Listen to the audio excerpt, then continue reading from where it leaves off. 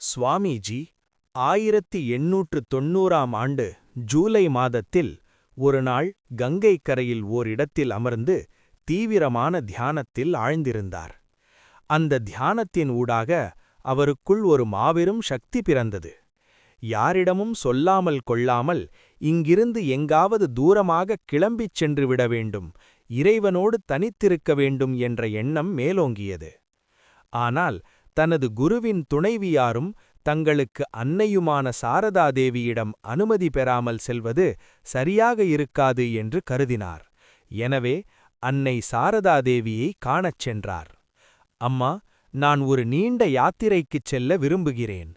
நான் மீண்டும் ஒரு பெரிய மனிதனாக உயர்ந்து வரும் வரை திரும்பி வரமாட்டேன். எனக்கு விடை கொடுங்கள் என்று வேண்டினார். அன்னையின் ஆசியை பெற்ற பிறகு தனது லட்சிய பயணத்தை தொடங்கினார். இந்த முறை அவரது பயணம் மற்ற யாத்திரைகளைப் போல சாதாரணமாக இருக்கவில்லை. கங்கையின் கரையே ஓரமாக தனது பயணத்தை தொடர்ந்தார். வழியில் பல இடங்களுக்குச் சென்றாலும் எங்கும் நீண்ட காலம் தங்கவில்லை. ஒரு துறவியாக கையில் ஒரு கமண்டலமும் தடியும் ஏந்தி எவ்வித திட்டமும் இன்றி இறைவன் காட்டும் திசையில் தனது பாதையை அமைத்துக் கொண்டார். இந்த பயணம் அவரை பக்குவப்படுத்தியது மட்டுமன்றி பாரத தேசத்தின் யதார்த்த நிலையை அவர் கண்கூடாகக் காண்பதற்கான ஒரு அஸ்திவாரமாகவும் அமைந்தது.